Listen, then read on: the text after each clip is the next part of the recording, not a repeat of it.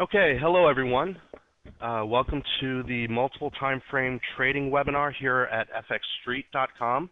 My name is James Chen. I'm the Chief Technical Analyst at FX Solutions. So let's get started here. Now, what I'm going to be showing you today is one way to trade multiple time frames in Forex. Now, this either makes sense for your style of trading or it doesn't. But to me, it's a very simple general idea. Basically, what it is you've got a trend. Or a lack of a trend, and you trade, if there is a trend, you trade in the direction of the trend. Now, once you have a trend established, you look for a pullback or a dip, if you're buying, an optimal place to enter into that trade. And then after that, on the third or the shortest time frame, you're looking for a breakout in the direction of the trend. So that's a basic, very simple idea there. And again, it either makes sense for you, for your style of trading, or it doesn't. But to me, it is probably the most, one of the most, the highest probability types of trading done on a technical basis. So that's multiple time frame trading. Now, before I begin actually talking about this style of trading, I'd like to simply give you a quick overview of myself in case any of you do not know who I am, although many of you may have already attended my earlier webinars on swing trading and technical carry trading. But here we go. Let's move on the slide. Okay, so about me, real quick, I traded actively as a private trader pretty much since the inception of the retail Forex industry, which is back in 2000, 2001 area. I use primarily technical analysis, although I have been known to use a lot of fundamental analysis for certain cases, especially in terms of the carry trade. And if you attended my webinar on the technical carry trade, that is one of my specialties. I write a lot of articles about it, and it's a pretty good way to trade. So that's the time when I would use fundamental analysis, but primarily I am a technical trader. I've worked for two major Forex brokers, one of which is my current company, FX Solutions, where I've been around 3 years. I'm currently the chief technical analyst there, so I'm primarily just concentrated on the technicals. We have a fundamental analyst as well, but I concentrate on the technicals. So around 3 years at FX Solutions. Prior to that, I was at GFT. Now, I'm registered as a commodity trading advisor. That means I can trade funds, I can manage funds. I don't currently, but I'm able to do that. I'm soon to be a chartered market technician, a CMT, which in America at least, it's one of the, or it is the designation for technical analysts. I know in other countries it may be different, but the CMT is pretty much the designation for, or the CFA type of thing for technical analysts, and that's going to come in about 2 months. I've written numerous articles in Futures Magazine, Technical Analysis of Stocks and Commodities Magazine, SFO Magazine. Again, like I mentioned before, I've written several articles on the carry trade, on the technical carry trade, as well as multiple time frame analysis, swing trading, etc. So lots of articles there. I publish daily analysis, including the chart of the day, and that's on our website at fxsolutions.com, as well as on FX Street and several other websites. And I do have a blog on FX Street as well. It's a daily blog. I actually update it multiple times per day, sometimes 2, sometimes 3, sometimes 1 time a day, and it's got a lot of analysis there on the currency pairs, as well as some educational pieces, announcements, etc. So you could take a look at that on fxstreet.com. I've got an upcoming book which I've just finished, actually. It's called The Essentials of Foreign Exchange Trading. I just finished the final manuscript for that a couple days ago, and it's going to be published in around March, and you can take a look at that. Okay, so that is quickly about me, and as we go forward with this, I'd like to answer any questions that you have regarding the multiple time frame trading. If you have any questions regarding other things, for example, the state of the FX industry with regard to, the recent bankruptcy of certain companies, et cetera, in the equities region or in the equities markets, if you have any questions regarding that, you could certainly, ask me. later. And I'll post my email address on this PowerPoint a little bit later, so you could email me whenever you have any questions. And Rama, I will provide access to the technical carry trade articles, and you can take a look at that. That'll be on my blog. It's actually already on my blog, but you know, I will post those again so you can take a look. Okay, so enough about me. Let's move on to about multiple time frame trading. Now, again, like I was saying, you know, initially, it's a very basic, simple, general idea that makes a lot of sense to me.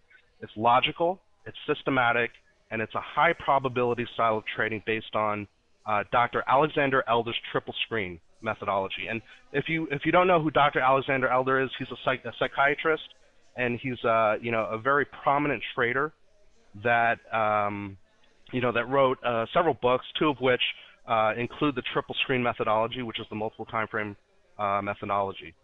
And Ed, I will answer that question for you later regarding you know, the bank feeds, the quotes for FX.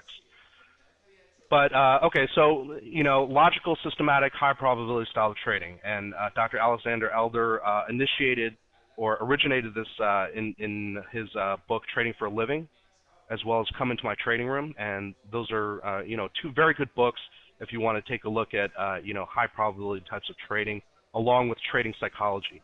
Now, multiple time frame trading is used in its various forms by many professional traders. Many of them in Forex. I know lots of traders that use you know, different variations of the multiple time frame trading, including the variation I'm about to show you. Now, this is pure technical trading.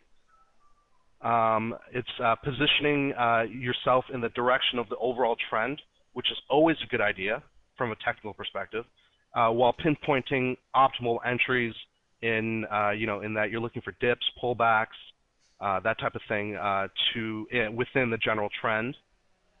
And it keeps traders out of low probability trades and puts them into high probability trades. So if there's no trend, you're not gonna be in that trade. And this is a great way to keep you out of those types of trades that are low probability. If you're in a range trading situation, yeah, you could be a range trader, but you know, if you want a high probability trade, you're going to trade with the trend, and you're going to find optimal places within that trend to enter. Okay, so it keeps you out of the bad trades, puts you in the potentially good trades. Now, the general idea again has three components: trend. You got to look for a trend. If it's not there, you don't trade. If it's there, you trade in that direction. You look for a pullback, and a pullback is just it's a counter trend move. It's a minor counter trend move where you could get in at a good price. So let's say it's an uptrend, and you've got a pullback. A pullback is a small or a minor down move within that uptrend, where you could get in at a quote unquote cheap price, and that is generally the best place to enter into a trend. And as most of you may know, if you've done any trading, pullbacks are very good places to enter into the longer term or overall trends. And then on the smallest time frame, you're going to be looking for breakouts in the direction of the trend on the pullback, and I'll show you that in a second. Very solid, straightforward risk management. So you're going to be, you know, not only does it give you a great place, optimal places to enter into trades, but it also gives you a great place to get out if you're wrong. So very easy to get out if you're wrong, and I'll show you that in a second as well. And sorry, by the way, for all of this writing, but you know, this is really how I gather my thoughts. So if you don't want to read, I'm just gonna, you know, go over it for you. Okay, so that's a general idea about multiple time frame trading. Now let's go on to the next time frame. I'm sorry, the next slide here. Choosing time frames. Now, choosing time frames, it can be called an art. Okay, so Jose asks, on what time frame are you defining your trend, and how long do you have to sit to be for a trend to be valid? Our slides on a blog. Okay, Ed asks, our slides on a blog. I'll put these slides on a blog so you could download them, on my blog, so you could download them.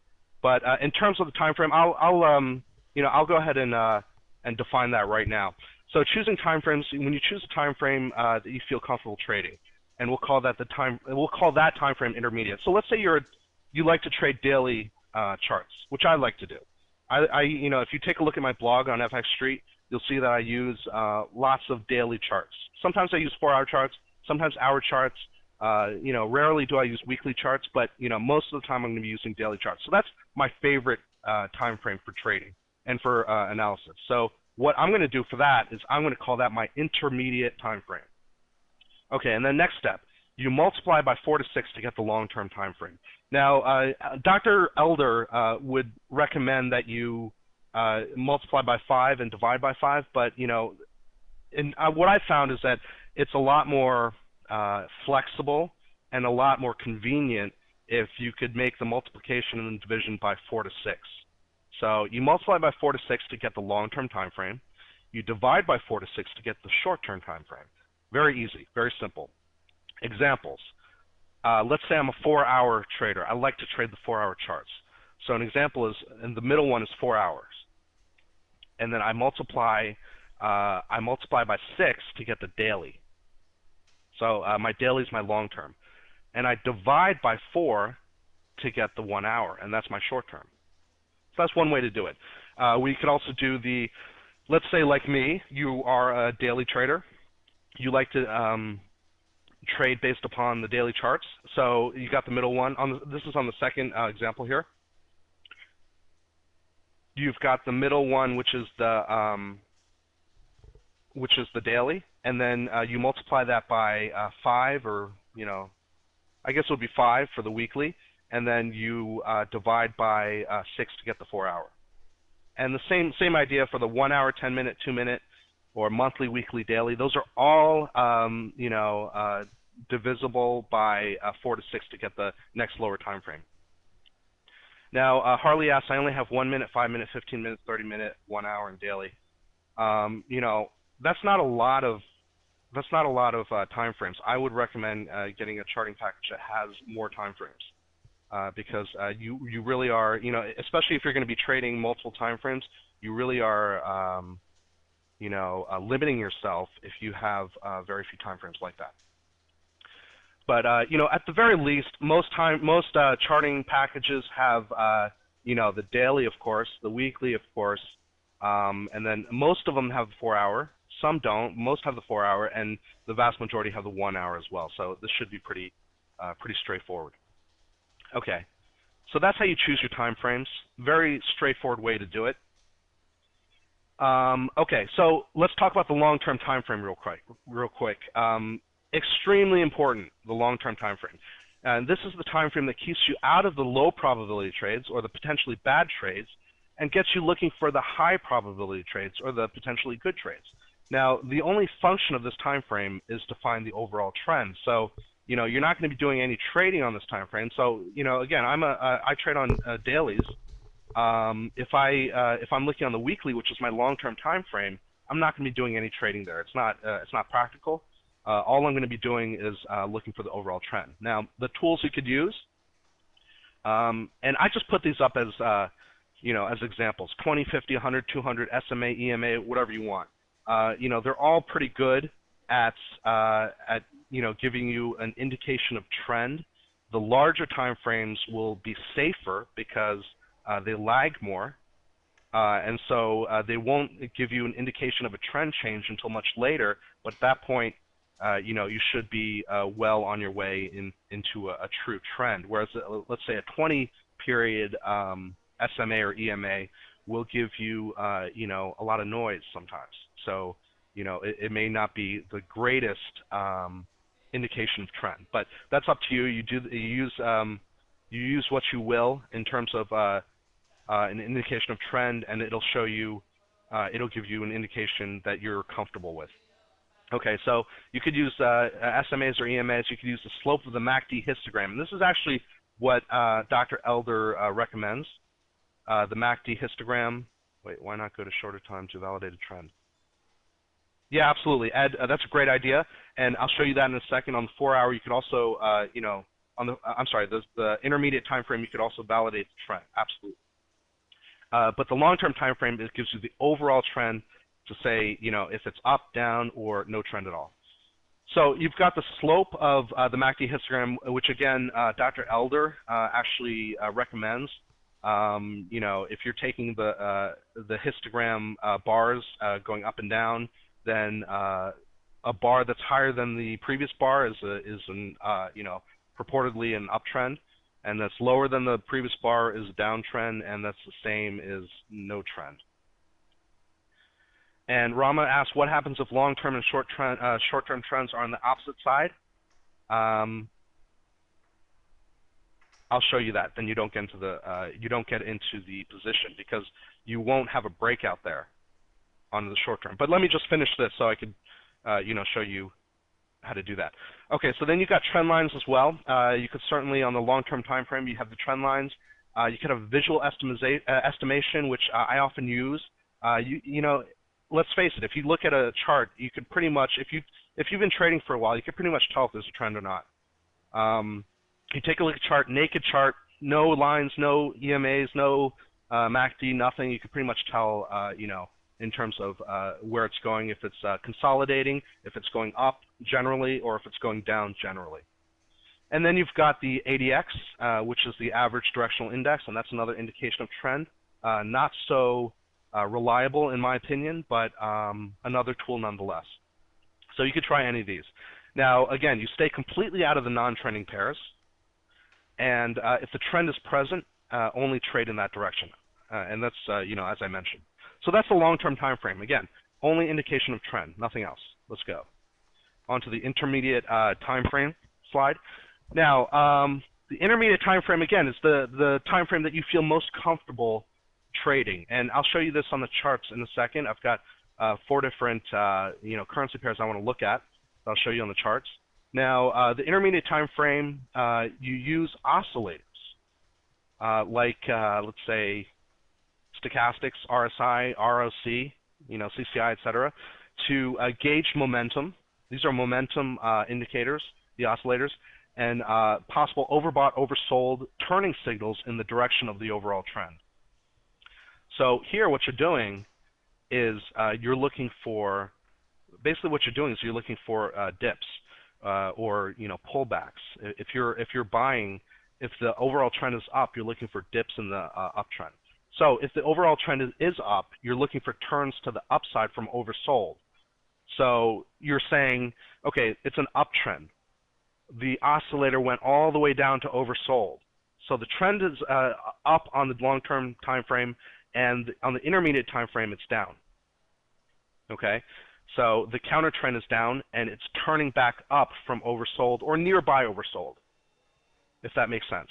Now, if the trend is down, let's say the overall long-term trend is down, you're looking for turns to the downside from overbought all the way on top, the high extreme all the way on top or nearby. So let's say in the you know, example of stochastics, where you got 30 and 70, 30 being oversold, 70 being overbought.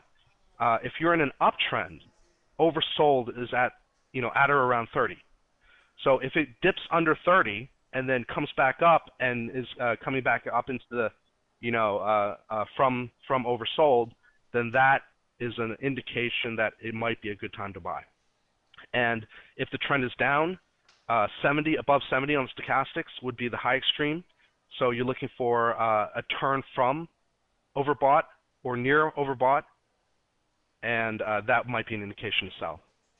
Okay, so now this, again, this practice finds the optimal entry regions, the dips or the pullbacks in a trend, in the direction of the trend. And basically what we're looking at is the minor down moves during uptrends or the minor up moves during downtrends. So in an uptrend, you're looking for a down move on the intermediate time frame. In a downtrend, you're looking for an up move in the intermediate time frame, and then a turn from overbought or oversold. Hopefully that makes sense to everyone. The tools that you use are stochastics. You know, that's my favorite, as many of you may know. Stochastics, RSI, that's the relative strength index. ROC is rate of change. CCI is the commodity channel index. Williams percent R, which is much like stochastics, or your preference. But pretty much, you know, any oscillator that talks about overbought, oversold, and momentum, that's what you're going to want to use. And I'll show you that in a second. Okay, so that's the intermediate time frame. That's the one you're most comfortable using. Let's go down to the short-term time frame. Now, the short-term time frame is used exclusively for pinpointing entries and exits. So this is after you already know there's a trend on the long term, and on the intermediate time frame, you already know that there was a counter trend move, a minor counter trend move that's due for a turn. Okay, and then on this short-term time frame, you're looking for a pinpointing of both entries and exits. So on a buy signal, let's say, for example, on a buy signal from the two larger time frames, again, uptrend on the long term and then turn from oversold on the intermediate time frame, then you're looking to enter on a trailing buy stop. Now, a lot of people know what a trailing stop is, a trailing exit stop. But in terms of a trailing entry stop, a lot of people don't know what that is, and I'm going to show you that in a second on my charts. But basically what you're doing, let me just explain this briefly, is on, let's say, you're ready to make a buy trade. You're ready to enter in on a buy. Now, you want to be able to buy on the break of the previous bar's high. Now, if that occurs, if there is a break of the previous bar's high, that's fine, you're in the trade. But if there isn't, if price moves lower on the subsequent bar, then you're going to move the entry to the high of that bar that moves lower, and you're going to trail that entry lower and lower until either the signal on the long term and the intermediate term is no longer valid, or until that breakout to the upside actually occurs. And I think that I explained that pretty clearly, but if you don't understand, please do ask. It's a pretty interesting and very useful concept in technical trading. So it's called a trailing entry stop, a trailing buy stop or a trailing sell stop. And the reverse is true for a sell signal. So again, for the I'll talk about my favorite settings for RSI and stochastics in a second. There's a question by Lee. Okay, so let's say for a sell signal, let's say you have a downtrend in the long-term time frame, and you've got a turn down from overbought in the intermediate time frame. So you've got a sell signal, a bona fide sell signal there. What you're looking for in the short-term time frame is a break below the current bar that you're on, or the previous bar, a break below the previous bar. Now, if the current price breaks below the previous bar, then it's a short. You're in the trade. If, however, it doesn't, and price keeps moving up, then you're gonna move that sell to higher and higher until that break actually occurs. Okay, I will show it in a second on the charts. Now, again, this method gets you in at progressively better prices, and once the trade is entered, an initial stop loss can be set at the breakdown below the previous bar, or the current bar, whichever is lower. And for profit exits, you would use manual or automated trailing stops. I prefer manual. And at the very least, you would reset the initial stop loss to break even once the position goes into significant profit. So that's that's basically the idea of it. And I'm going to open my charts now.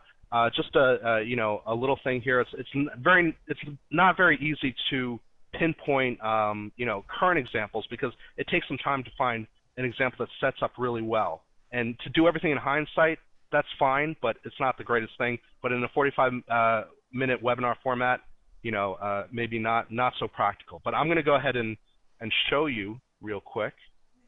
And let me take off my camera, if that's okay. Okay. If everyone could see my my charts, if you could say yes, that'd be great. Or someone. Okay, good. Okay, so now I've got my chart in front of me. This is a Euro-US dollar chart. Let me take a look. Okay, so right now I have, if you see down here, I have three different tabs, and these are my long-term, intermediate term, and my short-term charts. In this case, I got the daily, 4-hour, 1 hour. Okay, and I'll show you weekly, daily, and 4-hour in a second, but this is what I have for the euro dollar.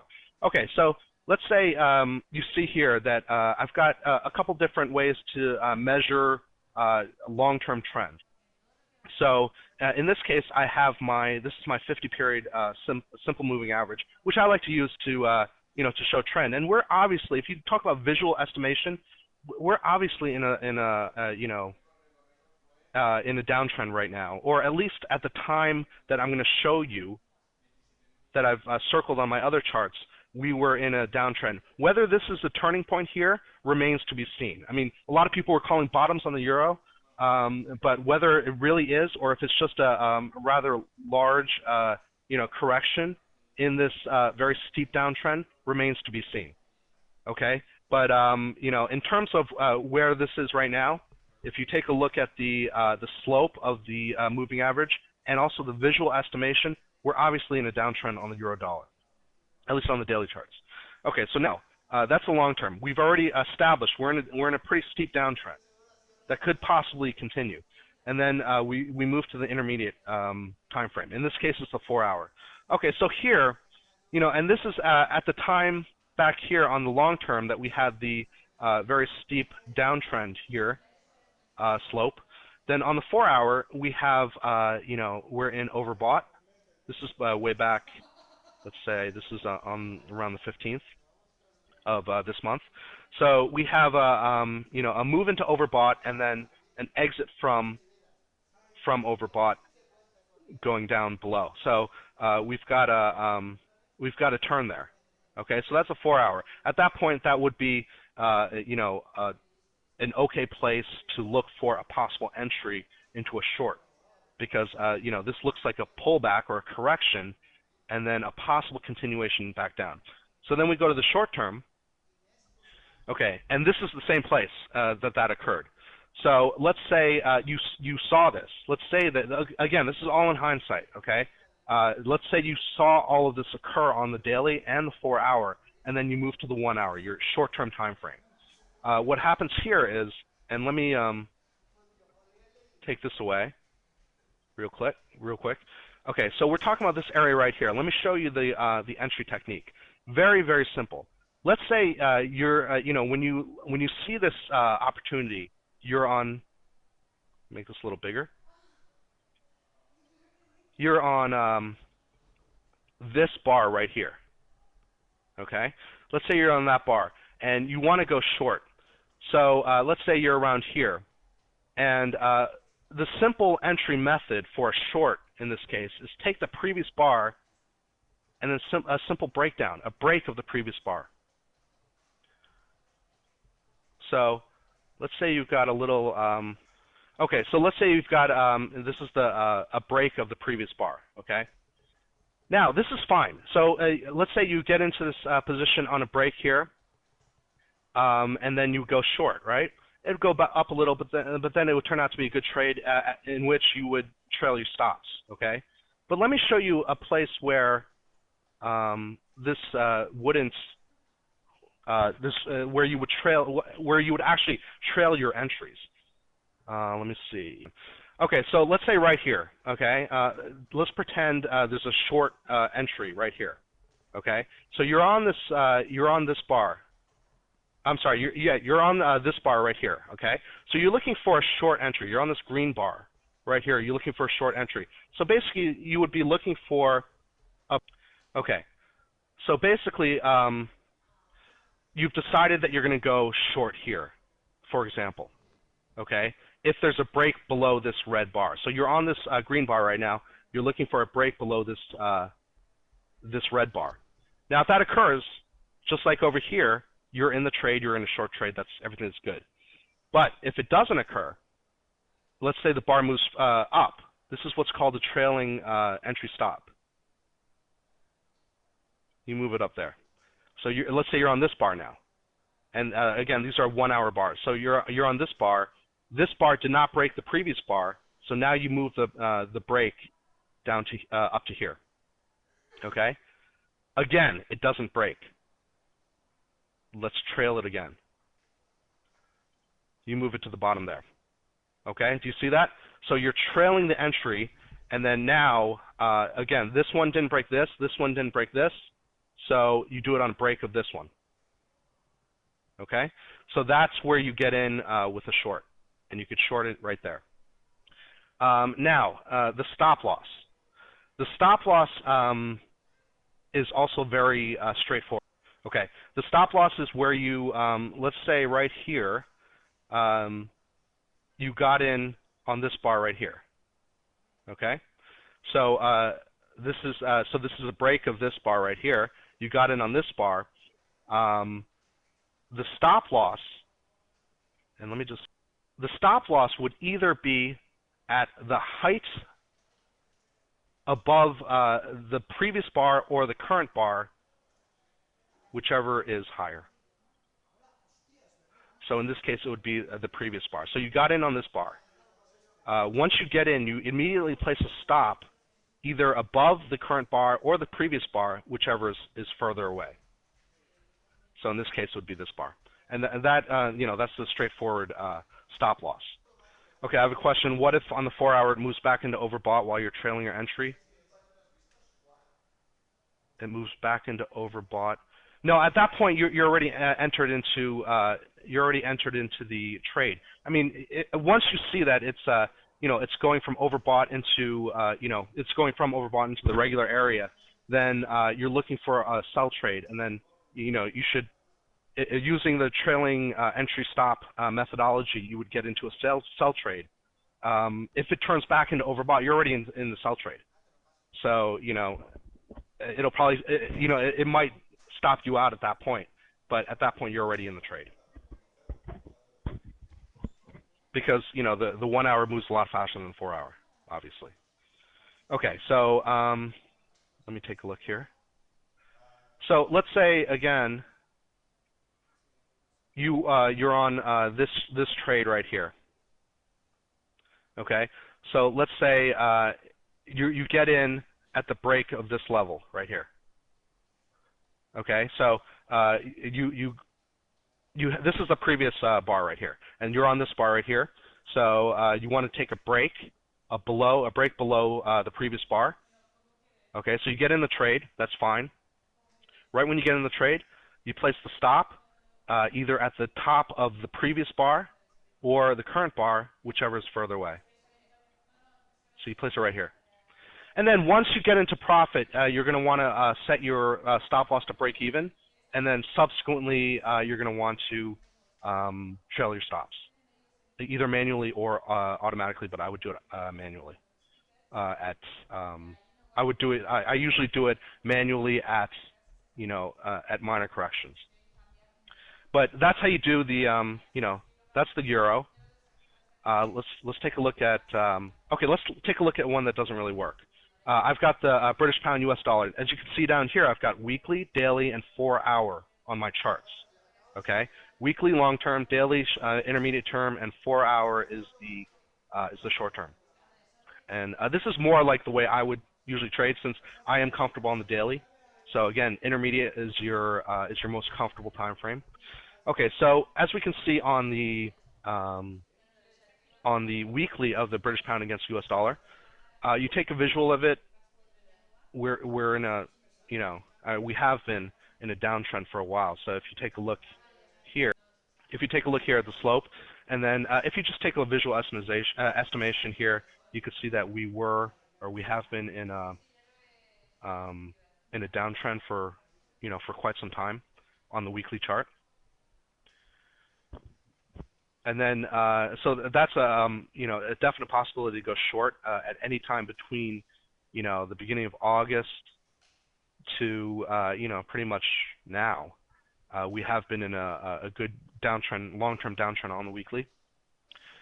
You click on the daily. You've got nothing here. I did this little cross here within the circle. You've got nothing here. So there's no, back here there's something close, but that at that point there wasn't a signal on the long term to go short. There wasn't a long-term downtrend. So when there was a long-term downtrend, there was no signal here, at least on my stochastics, to go short. As you can see, it never entered overbought, not even anywhere close to it. So that's not a trade. And then 4 hour, it doesn't even matter because there's no trade on the intermediate. Let's go to another one. Okay, euro pound. Now, if you take a look at the euro pound now, instead of using the visual estimation or using the moving averages as a way to gauge the trend, here I have the monthly, weekly, and daily. I'm going to be looking at what Dr. Alexander Elder proposes, which is using the MACD histogram. If you're looking at the previous bar on the histogram to the current bar, and you see how that slope is, then you're gonna have an estimation of trend right there. So in this case, you could see that although we've been in a very big uptrend for quite some time now, on the monthly chart at least, we've got a lower slope on the MACD histogram. So that's my long term. So I've seen that we're in a downtrend or a possible beginnings of a downtrend on the euro pound on the monthly chart at least. Let's take it to the intermediate chart. Okay, very nice formation here. We've got what's called a pin bar, or some people may call it a Pinocchio bar or a shooting star, that type of thing. Very good example here, which is often a sign of some kind of a reversal. So in this case, you have the very nice pattern right there. You also have a close to overbought turn right here. So in my mind, I'm looking at, I've got two different signals here telling me that there may be a downturn on the weeklies, and on the intermediate there may be an oscillation down. So what do I want to do? I want to take a look at the daily to look for possible short entries. Okay, so this is about the time that occurred, and very straightforward. So okay, this is another place where I could show you the trailing entry. Let's say that you're by the time you see all this, you're on this one right here. Okay, so no, I'm sorry, you're on this one right here. Okay, this is where I had my circle right here on this bar right here. So you want to look for a breakdown below this bar right here. So what you would do, very simply, is you're looking for a breakdown right here. Okay, and again, you're on this bar. So this breakdown does not occur, as you can see. So now you're on this bar.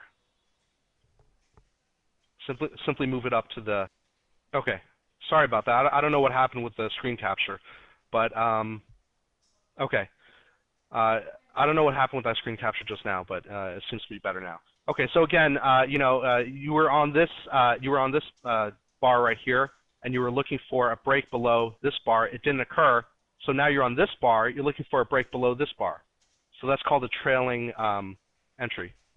And then it finally takes you in here. And then once you get into the position, you put your stop loss either at the current bar or at the previous bar, whichever is higher, whichever is further. In the case of a buy, you would put the stop, either at the previous bar or the current bar, whichever is lower. All right. So that's basically, let's see if I have it. All right. I don't think I have time for this, but I have the British pound against the Japanese yen here. This is my daily. I've got a downtrend there on the moving average. Okay, a downtrend on the moving average, and a very obvious visual downtrend on the British pound against the Japanese yen.